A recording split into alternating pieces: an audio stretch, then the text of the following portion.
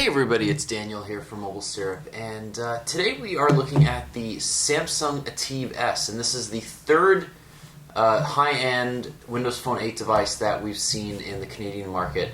And for some reason, though this was the first to be introduced, this is the last to actually be released. So the Galaxy S3 is, long in the past, and the Lumia 920 and the HTC 8X are well into their life cycle, and yet we see sort of a clone here of the Galaxy S3 in the ATIV S, with a few touches from the Samsung Focus S, which was a second generation Mango device that was released not to Canadian users, but it went to AT&T exclusively in North America.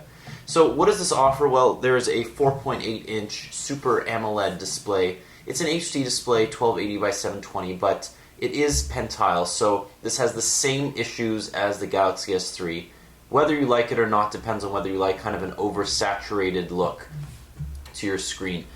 Doing a quick comparison with the Lumia 920, you can see that reds are a little bit sharper, a little bit deeper on the Lumia, but they're not quite as vivid. So you lose a little bit of that AMOLED, oversaturation.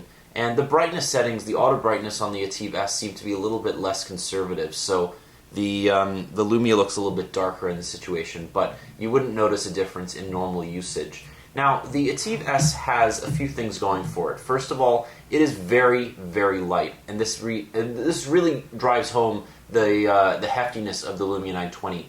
It's about the same weight as the Galaxy S3, and it's made from similar material, although it does look like it is metallic. And when I say metallic, it's certainly appears to be a higher quality than the Galaxy S3 or the Galaxy Note 2, which uses the same material. However, they're both plastic, and this really underscores what issues Samsung has in their manufacturing process. I like Samsung's designs at some point, although this seems to be a little bit dated when you use it, especially compared to something like the 8X or the Lumia 920, which really breathes new life into handset design. This just seems a little bit done, a little bit staid, and unfortunately I can't really recommend buying it if you're looking for a beautiful device. I wouldn't call this beautiful like I would the 920 or the 8X. However, there are a lot of things going for it, so let's take a look at them.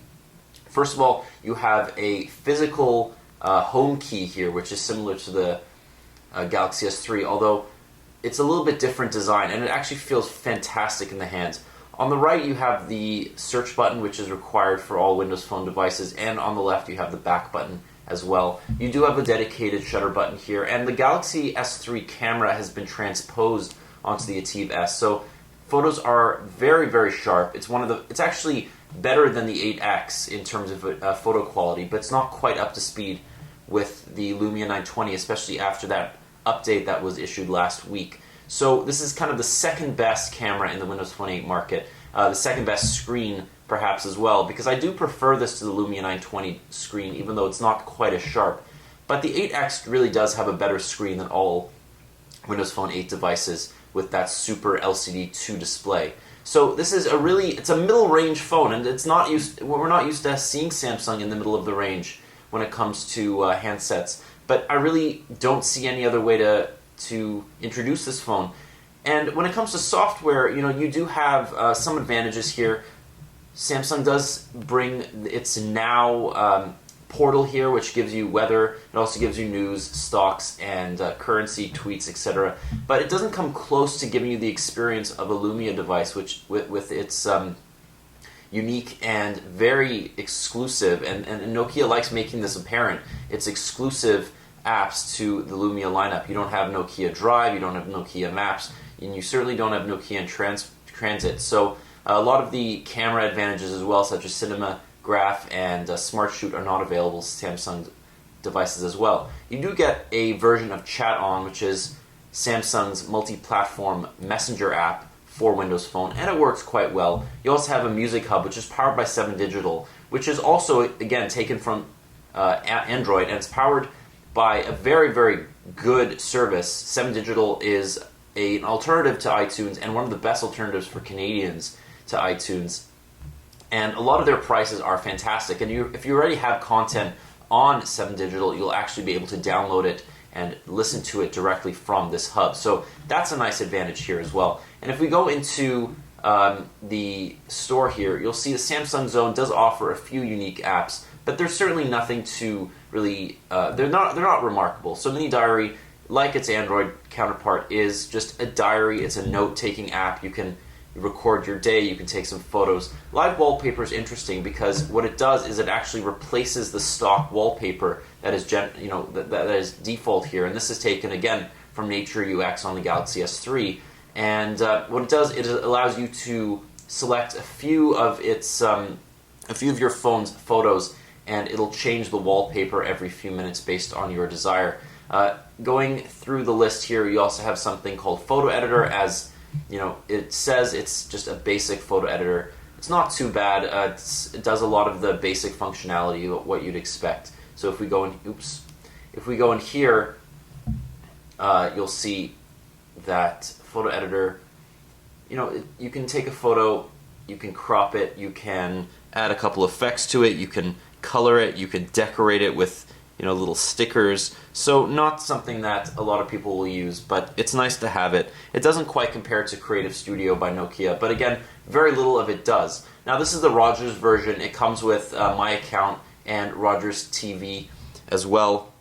The Anyplace TV is it's a great service, and we really like to use it. It's the One Number app here as well is available from the marketplace, or the Windows Store rather. And it doesn't actually perform the functions of the One Number app like its Android or iOS counterparts. They don't actually sync. They don't actually allow you to make calls rather over VoIP, but they sync your contacts and allow you to make sure that your contacts are up to date so that you can make calls on your PC or tablet.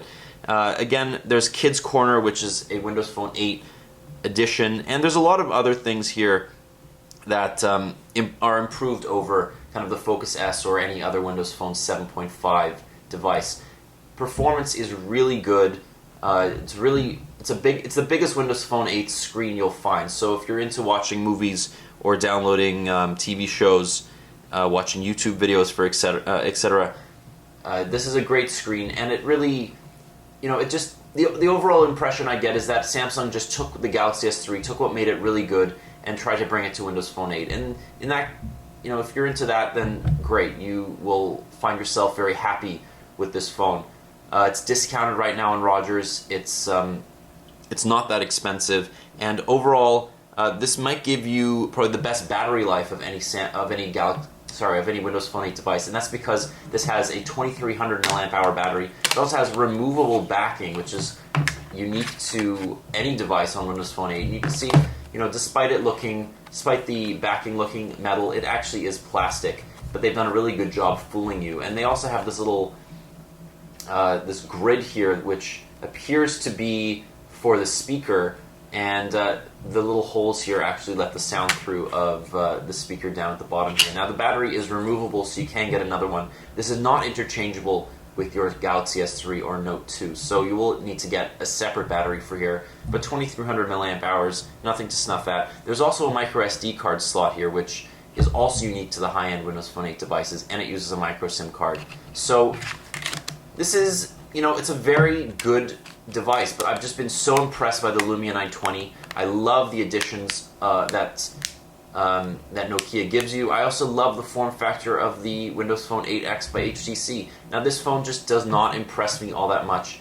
Its software additions are largely superfluous. I really don't need them. The Windows Phone 8 ecosystem is growing. It's growing quite quickly, but it doesn't come anywhere near the quality of apps or the number of quality apps on iOS or Android. And in my opinion, I really think the only Windows Phone that you should be buying or even contemplating buying right now is the Lumia 920 for that reason. Nokia really does care about its software experience, and they're filling in the gaps for many users who rely on a lot of apps from iOS and Android that you just can't get on Windows Phone 8 right now. So I do like this device. I do think that Samsung has kind of they've let it just stagnate a little bit. I don't think they're pushing it very hard, and as a result, it looks like Windows Phone 8 is just not a priority for Samsung at the moment. So if you're really going to invest in the ecosystem, if you're going to take your money and sign a 3-year contract, go with Nokia, go with HTC, because they really do seem to care about the user experience. If you just want a really solid Windows Phone 8 device that has a beautiful screen, great camera, and is a Galaxy S3 running Windows Phone 8, then by all means go for the ATIV S. It's not going to let you down, and we hope that it'll be updated soon with all the fixes that are found on the other phones as well. So this has been a quick look at the Samsung ATIV S. This is available on Rogers and Bell, and this has been Daniel from Mobile Syrup. Thank you so much for watching.